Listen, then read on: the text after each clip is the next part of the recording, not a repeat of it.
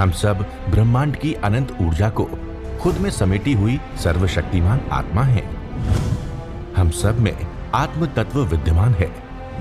हमारे पुरखों ने ध्यान से समदृष्टा बनकर पूरी मानव जाति के कल्याण का बीड़ा उठाया है। आइए आचार्य भगवान डॉक्टर शिव मुनि महाराज साहिब के सानिध्य में हम भी महान आत्म ध्यान अनुष्ठान का हिस्सा बने।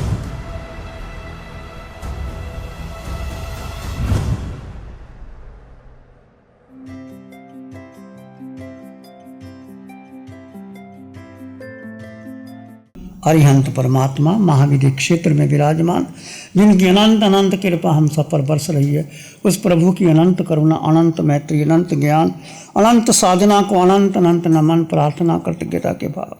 शासनपति भगवान महावीर, जिनका धर्म शासन, धर्म संग, धर्म तीर्थ में हम सब धर्म का अमृत पान कर रहे हैं, उस प्रभु की साधना को, प्रभु के ज्ञान को, प्रभु की मैत्री को, करुणा को अनंत अनंत नमन, वंदन, प्रार्थना, कृतज्ञता के भाव। प्रभु महावीर की वाणी उपासक दिशांत सूत्र के अंदर 10 श्रावकों का वर्णन आता है। वैसे तो लाखों श्रावक होंगे भगवान के, परंतु मुख्य 10 श्रावकों का वर्णन आता है। कितने संपन्न थे वो, परिपूर्ण थे। आनंद श्रावक, कामदेव श्रावक, और तीसरा आपने सुना चूलनी पिता। उनके पास कितनी 24 करोड़ की संपत्ति चूलनी पिता के पास, और विभाजन किया उन्होंने।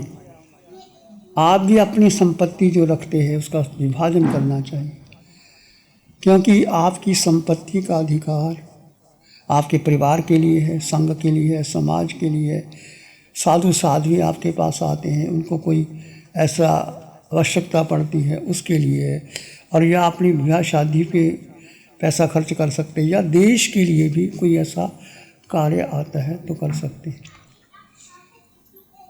तो हम देखते हैं सरहंद के अंदर 2 बेटे कैसे गुरु गोबिंद सिंह के, उनको जिंदा दीवार के अंदर चना दिया था। कैसा क्रूर शासक था वो मुसलमान, कि तुम धर्म छोड़ दो, जिंदा रह पाओगे, नहीं तो मुसलमान धर्म कबूल कर लो। उन्होंने कहा नहीं। ऐसी शिक्षा माता पिता के द्वारा दी थी कि जान चली जाए तो कोई हर्ज नहीं, धर्म को नहीं छोड़ेंगे। समझाया बुझाया तो दोनों भाई, एक बड़ा एक छोटा भाई, दोनों को दीवारों पे चुना दिया गया हंसते हंसते। जैसे भगत सिंह को फांसी दे दी गई, और भी ऐसे देश के लिए जो शहीद हुए हैं। जब दफनाने का समय आया तो जगह भी नहीं दी किसी ने। उस समय टोडरमल का नाम आता है, टोडरमल जैन। हम उस जगह पर गए, देखा, टोडरमल की कोठी भी देखी वहाँ जो बनी हुई थी। तो उस समय उनको संस्कार करने के लिए सोने की अशर्फियाँ तुम रखो, और वो नहीं, ऐसे नहीं, ऐसे करके रखो सोने की अशर्फियाँ। जब ऐसे रखोगे, जितनी जगह ये अशर्फियाँ की भर जाएगा, उतनी जगह मिलेगी तो उनको संस्कार किया जाएगा।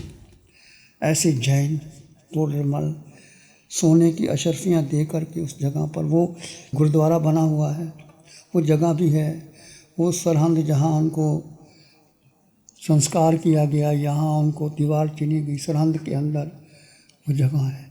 ऐसे देश पर कई बार विपत्ति आती है तो उस समय जो वीर होते हैं, जो देश के लिए, धर्म के लिए कुर्बान कर देते हैं, वो अमर अजर अमर हो जाते हैं।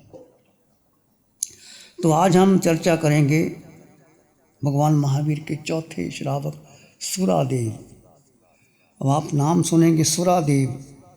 सुर तो श्रावक को कहते हैं, सुरा सुर, और उसका देव, इसका मतलब उसका जीवन पहले ठीक नहीं रहा होगा, व्यसनों में पड़ गया होगा, कोई कारण रहा होगा। इसकी चर्चा शास्त्र में नहीं आती, पर साधना के मार्ग में विघ्न बाधाएं तो आती हैं। व्यक्ति अज्ञान के कारण पहले राग द्वेष मोह में फंस जाता है, फिर कोई गुरु, सतगुरु उसके चरणों में पास आता है।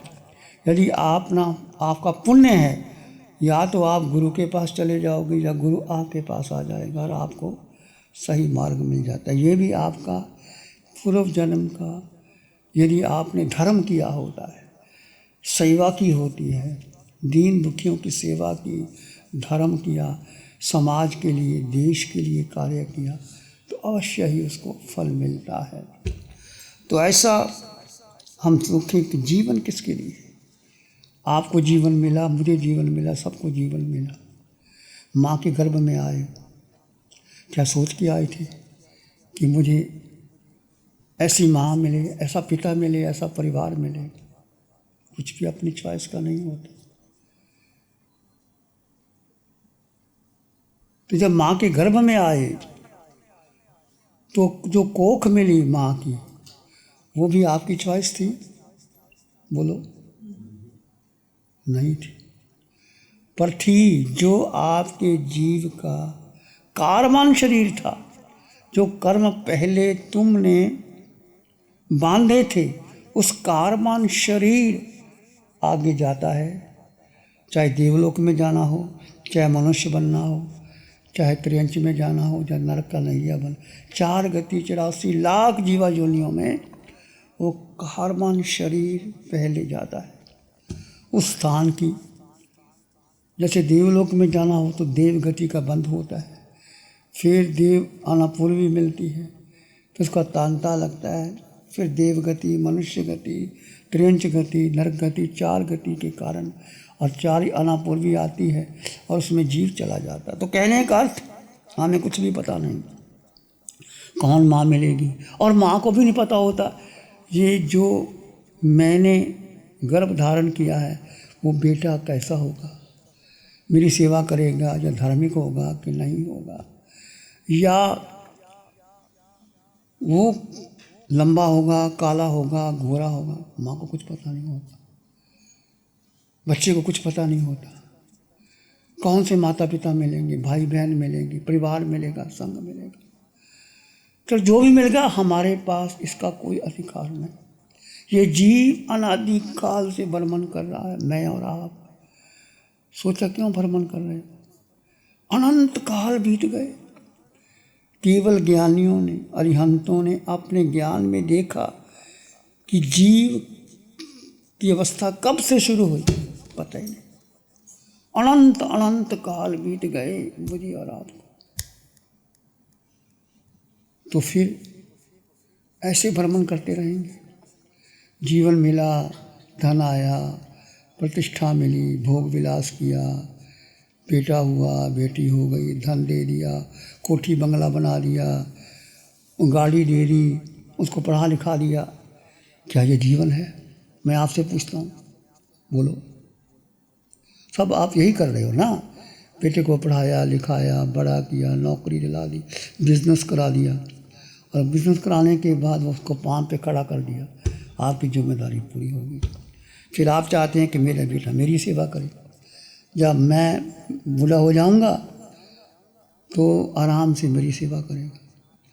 तो ना तो आपकी सेवा होती है, ना आप बेटे को जैसा चाहते वैसा करा सकते हैं। तो क्या करना चाहिए जीवन के अंदर?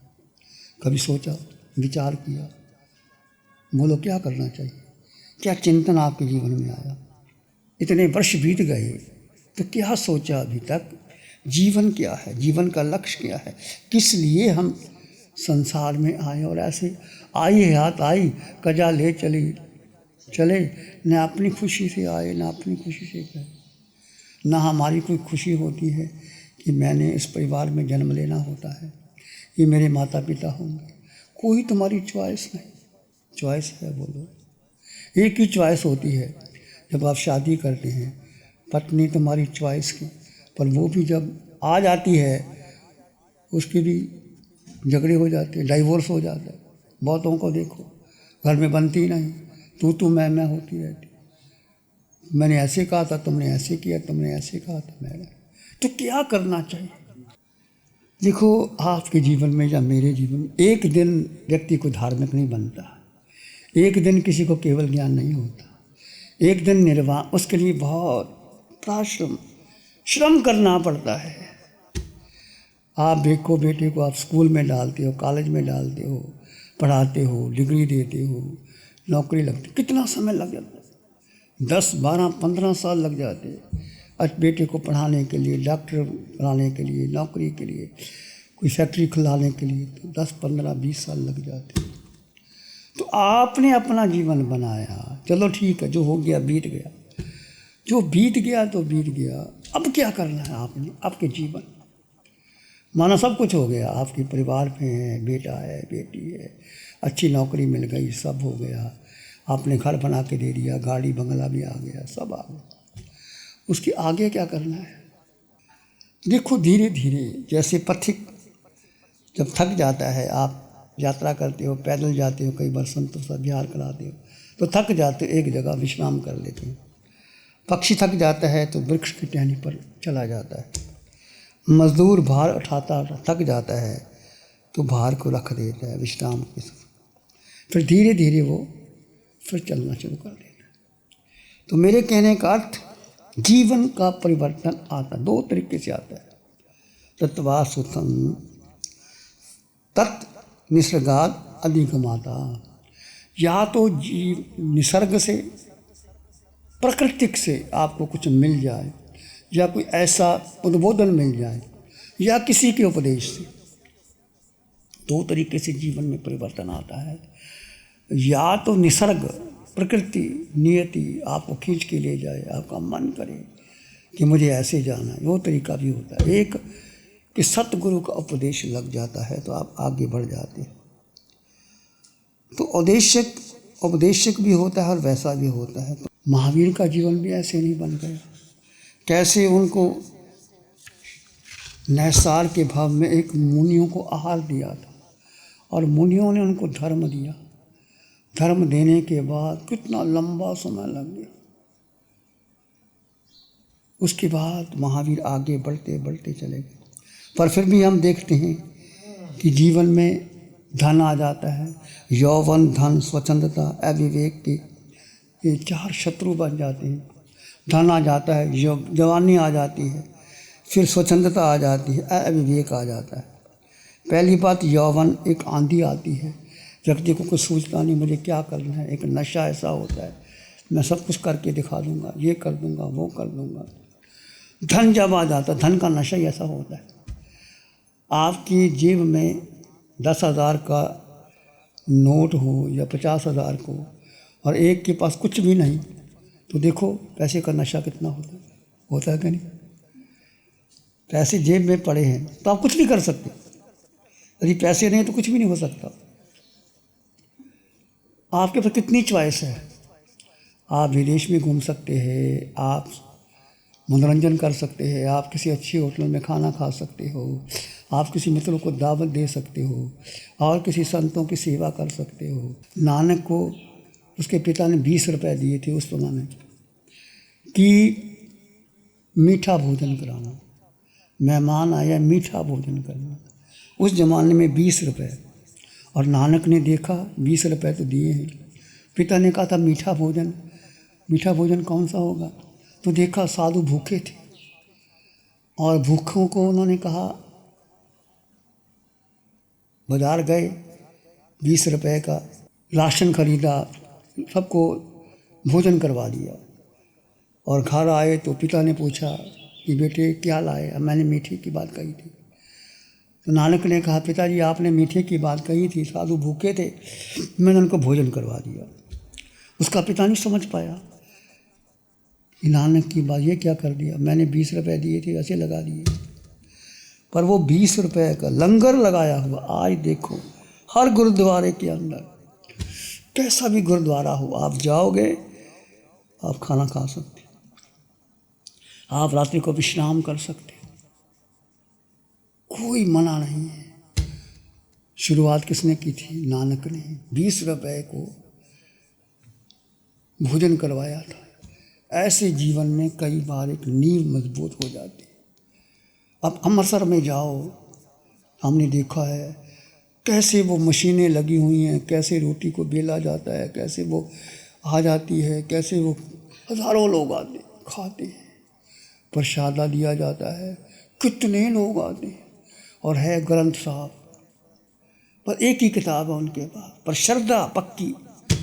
और मैंने ग्रंथ साहब पढ़ा है। जब मैं PhD कर रहा था पंजाबी यूनिवर्सिटी के अंदर, वो लोग सिख लोग थे, तो मैंने वो सब्जेक्ट ही नहीं लिया था सिख धर्म का। तो उन्होंने कहा भी सिख धर्म का तो लिया ही नहीं। हमने कभी वो भी पढ़ लेंगे, जब इतना पढ़ना वो भी पढ़ लेंगे। तो ग्रंथ साहब को देखा, पढ़ा, पहला ही सूत्र था एक ओंकार सतनाम कर्ता पुरख निर्भयु निर्वैर अकाल मूर्ति अजौनी सभंग गुरु प्रसाद। बस ये एक श्लोक है। मतलब परमात्मा एक ओंकार, उसका नाम सतनाम, कर्ता, वो पुरख है, वो करने वाला है। निर्भय, वो निर्भय, डरता नहीं किसी से, निर्वैर, कोई वैर भी नहीं, कर्ता पुरख निर्भो निर्वैर अकाल, वो मारने वाला कोई नहीं उसको, अकाल है, मूर्ति निराकार है, अयोनि, जन्म देने वाला कोई नहीं उसको। बहुत सी बातें जैन धर्म से मिलती। अयोनि स्वभंग, स्वयमेव है वो, कोई करता नहीं, कोई बनाने वाला नहीं। स्वभंग अकाल मूर्ति अयोनि स्वभंग गुरु प्रसाद। कहते हैं कि गुरु की कृपा हो जाए तो आपको वो रास्ता मिलता है। ऐसा एक सूत्र है, ऐसा आगे सब नानक की वाणी है। और पंजाब में देखो, गांव में जगह जगह गुरुद्वारा मिलेगा, 4 बजे उठ जाते हैं और एक पुस्तक है वो पढ़ते हैं। सेवा की भावना और श्रद्धा की भावना। गुरुद्वारे में जाओ, बड़े बड़े अमीर लोग सेवा करेंगे, सफाई करेंगे, पूछने वाले मिल जाएंगे। सेवा श्रद्धा की भावना बहुत है। और सिख धर्म ने देश को आज़ाद कराने में बहुत मदद की। गुरु गोविंद सिंह, गुरु प्रताप, गुरु तेग बहादुर ने 4 बेटे दे दिए, उस तक नहीं की। नमो अरिहंतानंग, नमो सिद्धानंग, नमो आर्यानंग, नमो उज्जायनंग, नमो लोय सब सावनंग, धम्मो मंगल मुकिठम अहिंसा संयम तव देवावित्तं नमं संति जस धम्मे श्यामन। श्री चत्तारी मंगलम अरहंता मंगलम सिद्धा मंगलम साहु मंगलम केवली पाणत्तो धम्मो मंगलम। चत्तारी लोगोत्तम अरहंता लोगोत्तम सिद्धा लोगोत्तम साहु लोगोत्तम केवली पाणत्तो धम्मो लोगोत्तम। चत्तारी शरणं पवज्जामि अरहन्ते शरणं पवज्जामि सिद्धे शरणं पवज्जामि साहु शरणं पवज्जामि केवली पाणत्तं धम्मं शरणं पवज्जामि। चारे शरण दुख और न शरण कोई जो भव्य प्राणी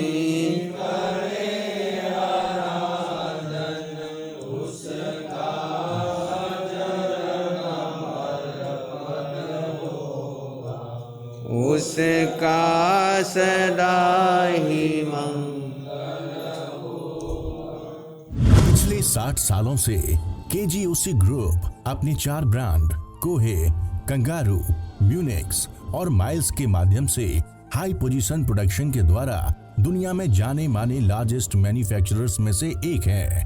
जैसे staplers, staple remover, paper punch, gun tacker, app tool, geometric tools, stitch wire और किचन में यूज होने वाले प्रोडक्शन से दुनिया के लगभग हर देश में उपलब्ध है।